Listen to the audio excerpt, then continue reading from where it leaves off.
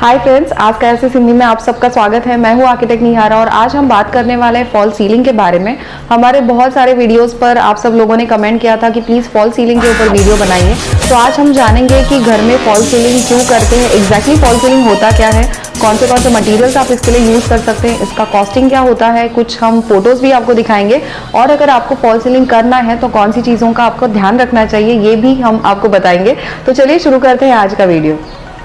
तो सबसे पहले हम शुरू करते हैं फॉल्स सीलिंग इन शब्दों के साथ। तो फॉल्स मतलब कि झूठा और सीलिंग मतलब छत।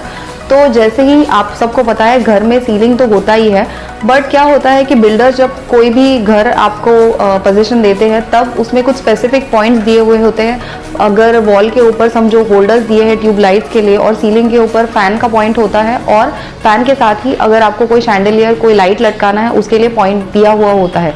पर ये छोड़ के सीलिंग में और पॉइंट्स नहीं होते। तो बहुत बार लोगों को और पॉइंट्स ऐड करने होते हैं, उनको और लाइट्स चाहिए होते हैं।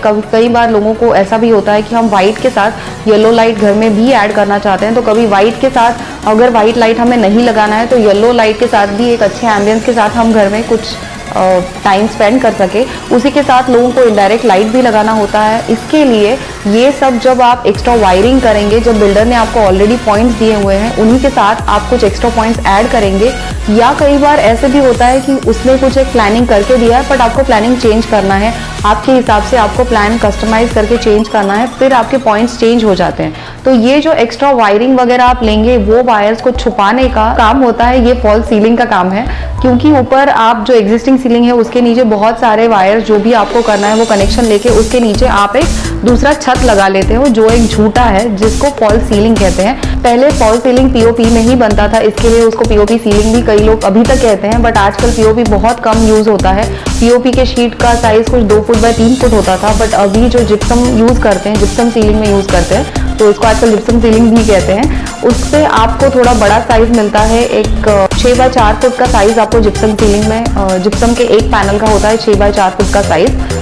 तो बड़े पैनल्स मतलब जैसे कि आप जानते हैं जॉइंट्स कम से कम होते हैं, इसके लिए भी जिप्सम आजकल ज़्यादा पॉपुलर हो गया है। तो अब जानेंगे कि इसको लगाते कैसे। बहुत ही सिंपल शब्दों में अगर मैं एक्सप्लेन करना चाहूँगी तो आपका समझो ये सीलिंग है, उससे मेंबर्स होते हैं जिससे जो बॉर्डर में पहले घूमते हैं और ऊपर से नीचे सस्पेंड होते हैं, उसका एक सेंटर टू सेंटर डिस्टेंस होता है, उतने डिस्टेंस के ऊपर वो लगाने पड़ते हैं और वो जो नीचे लटकते हुए मेंबर्स रहते हैं उनको नीचे से दूसरा जो शीट है वो फिक्स किया जाता है।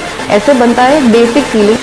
अगर आपके रूम में हाइट कम है पर आपको लेवलिंग भी करना है तो आप एक काम कर सकते हैं कि साइड में आप एक बॉर्डर घुमा सकते हैं जिसमें आपका इनडायरेक्ट लाइटिंग आ जाएगा, येलो लाइटिंग, और बीच का जो पोर्शन है वो आप बेसिक लेवल कर सकते हैं, जिससे साइड से जब लाइट आएगा तो वो सीलिंग दिखने में बहुत अच्छा दिखेगा। लोगों को ऐसा लगता है कि हम बेसिक सीलिंग उतना ही रखेंगे और सिर्फ साइड में पट्टा घुमा देंगे तो थोड़ा कॉस्टिंग बच जाएगा, बट उसमें होता ये है कि आप साइड से पट्टा घुमाते हैं और फिर उसमें जो लाइट है वो जो लाइट आप चालू करेंगे तो आपको दिखता है लाइट चालू करने के बाद सब साइड से जब लाइट आता है सीलिंग पे तो ये समझता है कि उसमें कई सारे लेयर्स हैं, वो एक लेवल में नहीं है। तो इसके लिए ये बहुत ज़रूरी है कि भले ही आप साइड में पट्टा घुमाएं बट जो बेसिक आपका सीलिंग होगा उसको भी लेवल करना बहुत ज़रूरी है। अभी फॉल सीलिंग कितने लेवल तक नीचे लेना है या कहाँ पर फॉल सीलिंग लेना है, ये कई सारी चीज़ों के ऊपर डिपेंड करता है। सबसे पहली बात तो ये है कि floor to ceiling height measure करना बहुत ज़रूरी है।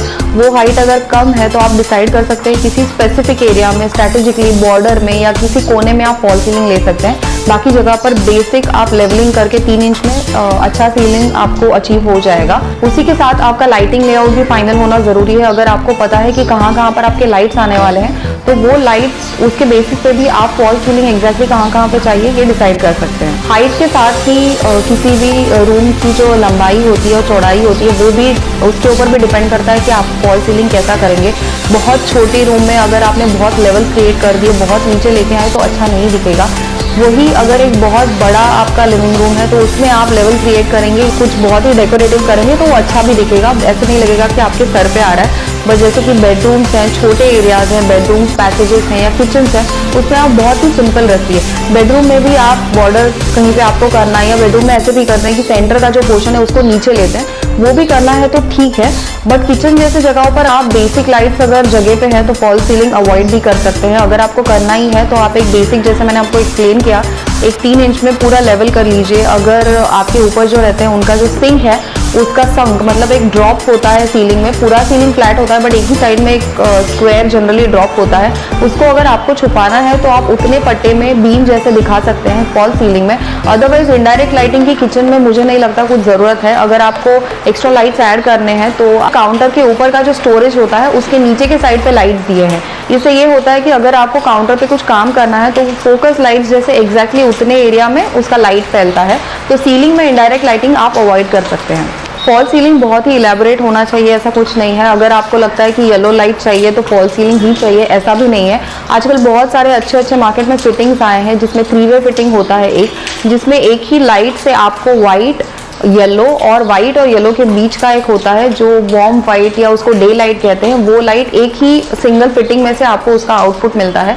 तो अगर आपको बेडरूम में या ऐसी जगह पर आपको फॉल सीलिंग नहीं करना है, आपको लग रहा है बेसिक सीलिंग कर देंगे बट बजट ज़्यादा नहीं है तो आपको लिविंग रूम में फोकस करना है, तो बेडरूम में आप वो लाइट फिटिंग्स लगा सकते हैं जिससे आप कोई चाहिए तो डिमर वाला फिटिंग लगा सकते हैं, जिससे आपको एम्बियंस भी अच्छा मिल जाएगा बट आपको उधर थोड़ा आपका कॉस्ट सेविंग हो जाएगा। फॉल सीलिंग के लिए प्लानिंग करना पहले बहुत ज़रूरी है। आपके लाइट्स कहाँ पे आएंगे, फैंस कहाँ पे होंगे, शैंडलियर्स, सस्पेंडेड लाइट्स कहाँ पर आने वाले हैं, आपको अगर आपके घर में कहीं झूला है तो वो कहाँ पे आने वाला है, ये सब चीज़ें पहले पता होनी बहुत ज़रूरी है, ताकि अगर आप जिप्सम की सीलिंग लगाएंगे उसके पहले आपका ऊपर का जो स्लैब है उसमें आप ये सब चीज़ों के लिए प्रोविज़न कर सके।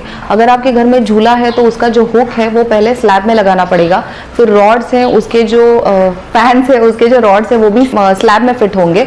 पर जो शैंडलियर होता है जिसके लिए प्लाई का बॉक्स बनता है, जो ऊपर आपका जो स्लैब है, स्लैब के नीचे वो बॉक्स लगता है और बॉक्स के नीचे शीट लगती है, तो शीट के नीचे जब आप शैंडलियर लगाओगे तो वो एक्चुअली ऊपर जो बॉक्स बनता है उसमें फिट होगा और उसका सारा जो वेट है वो प्लाई का बॉक्स ही उठा लेगा, तो सीलिंग के शीट के ऊपर कोई वेट नहीं होगा।